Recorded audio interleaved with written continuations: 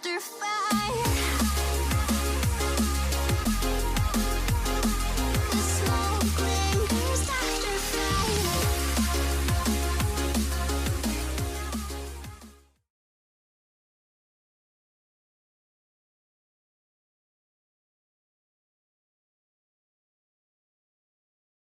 Alright, ladies, gentlemen, and kitties, thanks to Right Now Power Sports in Las Vegas, Nevada. And today, thank you for joining on my podcast style review on the Yamaha Tenere 700. And I've been looking forward to riding this bike since forever. So happy. This is only a taste test. This might be my first audio taste test from a live video. So I hope this will work. And yeah, 2 years ago, actually the full story, 2 years ago, Yamaha stopped letting riders use their GoPro camera to record their rides. So yeah, that's why I'm doing a podcast style vlogging. As it starts, basically the Tenere 7 has the same engine as the XSR 700 MT-07, and this one, of course. There's some rumors that they might release an R7, but that's time will tell on that one. So far, ergonomics check. I'm 6'3", 200 to 220 pounds with a 35-inch overall inseam with a size 13 foot. With my both feet on the ground, the foot pegs are hitting my shin area. So there you go. And so far so good. The mirrors has a good adjustability, very good range of motion. And we're about to go now. Wow, this bike feels very light.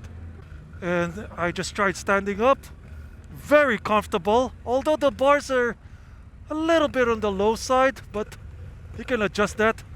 And it's very light, I like it.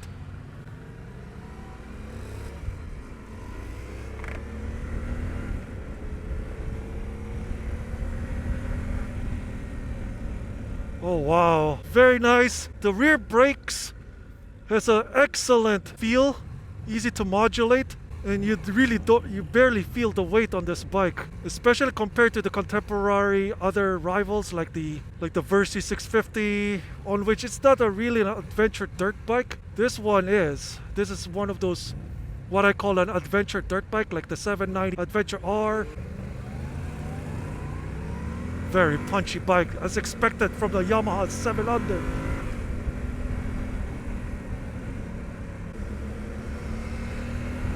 I love the torque of the crossplane twin of this Tenere 7. I really like the way this bike feels, even though it has basically a pretty aggressive knobbies in particular.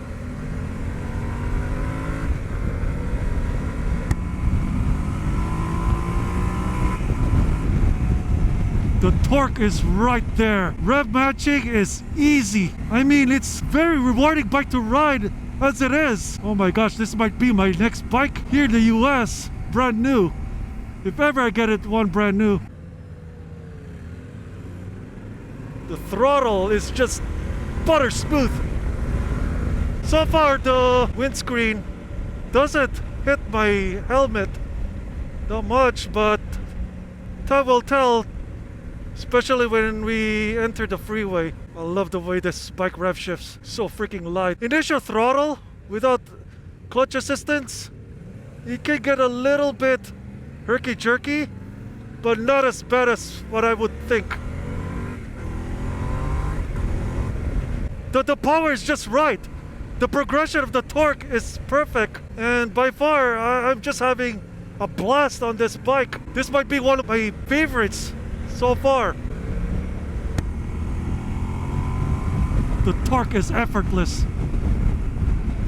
Vibration wise, there's a little bit hint of vibrations on my butt, around between 5,000 and up revs. There's minimal to none on the handlebars, and of course there's none on my foot.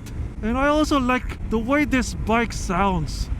It feels like a V-twin at some degree. Let's try its slow speed maneuver. Testing it right now. It's light.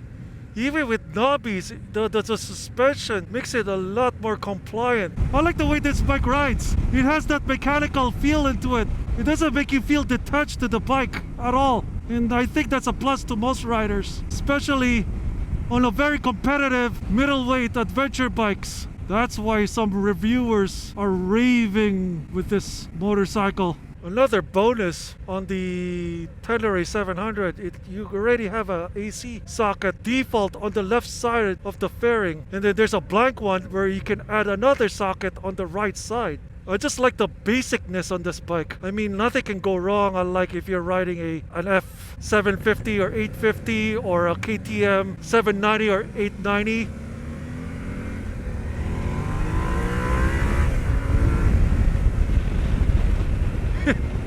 It's a good blend between a Dorf bike and an adventure bike, a typical adventure bike. Yeah, the throttle has that little on and off feel. You might get used to it once you own this bike, but I'm not gonna put it out as a big minus to that. I mean, it's one of the most affordable, or the most affordable adventure dirt bikes you can buy. Sure, you can go for adventure touring like the other bikes out there, or adventure sport, but this is a true adventure dirt bike. What do I mean about adventure touring, adventure dirt, and adventure sport? Adventure sport are like the Versi 650, the Benelli TRK 502 S, or the base model. Adventure touring is like the F850 GSA, the V-Strom 650.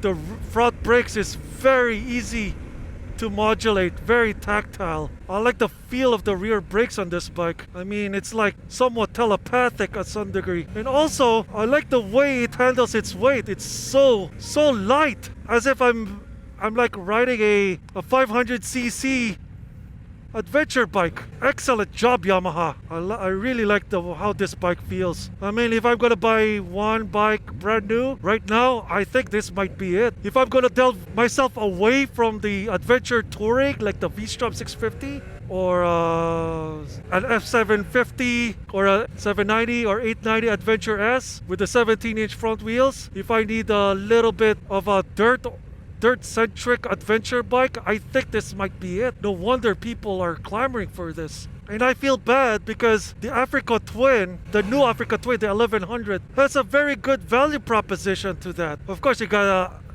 the, what is this? You got the cruise control on some models, but I think this might be the right bike. I just can't stress it enough. Sure, it feels like a dirt bike. As you see in some other videos, it's very capable in the dirt. And of course, this bike has been highly anticipated for the past 3 years because of the T7 concept. The cross-plane 2-cylinder engine is a marvel from Yamaha.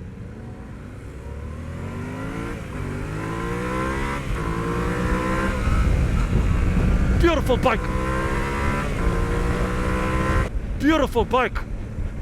I'm highly impressed. Oh boy, this might be one of my top 5 bikes to own now. When it comes to the adventure dirt category, I think that's my number 1 now. Sure, you got the KLR 650. Sure, you got the others out there. But I think on the adventure ADV dirt category, I think this is my pick. On the ADV touring, still the V-Strom 650. In the ADV sport, I think it might be the Tracer 900 GT.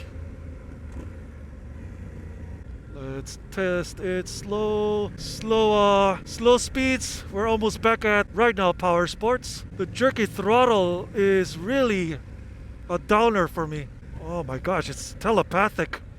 I'm looking that for a bike. Is it as rewarding as some other bikes? Yeah, it does its job very, very well. And now we're back and we're just turning it off. And another bonus for ADV riders out there, You can switch the ABS off also. Alrighty, turn it off. The kickstand takes a little effort to deploy, but it's no problem. And very light too. And there you go. My ride on the Tenere 7, the T7.